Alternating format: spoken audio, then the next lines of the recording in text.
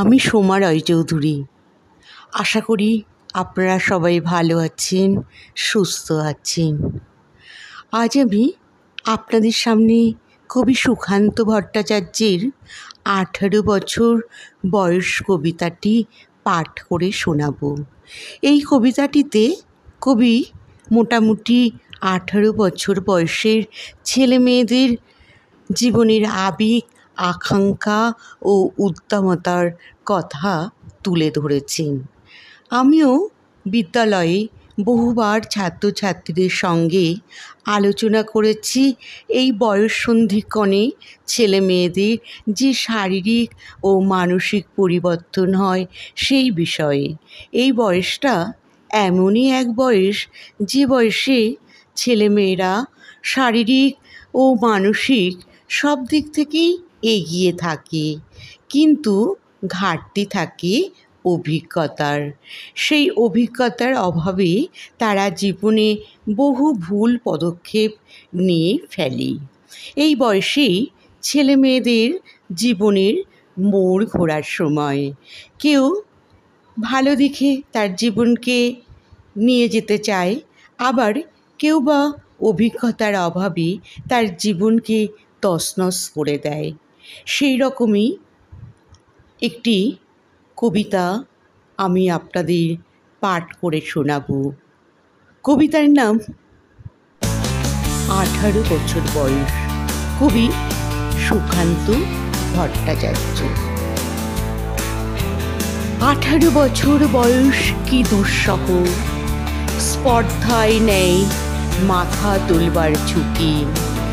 18 বছর বয়সেই অহরহ বিরাট দুঃসাহসীরা দেয় চিউকি।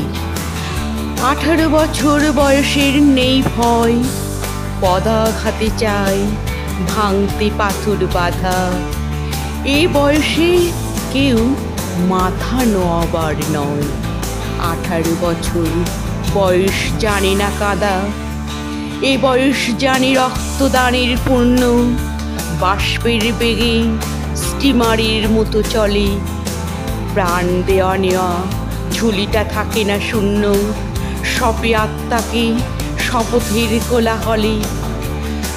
18 বছর বয়স ভয়ঙ্কর, তাজা তাজা প্রাণে অসহ্য যন্ত্রণা।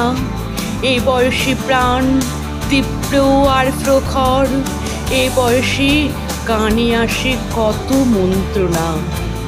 18 বছর বয়স যে দুর্বার, পথে প্রান্তরে ছোটায় বহু তুফান। দুর্যোগে হাল ঠিক মতো রাখা ভার, ক্ষত বিক্ষত হয় সহস্র প্রাণ। 18 বছর বয়সে আঘাত আসে অবিশ্রান্ত, একে একে হয় জড়ো।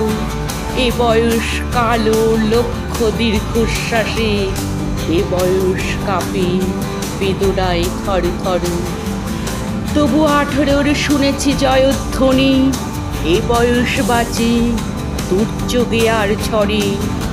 বিপদের মুখে বয়স অগ্রণী, এ বয়স তবু নতুন কিছু তো করে। এ বয়স যেন ভীরু কাপুরুষ নয়, পথ চলতে এ বয়স যায় না থেমে। এ বয়সে তাই নেই কোনো সংশয়, এ দেশের বুকে 18 আসুক নেমে। নমস্কার।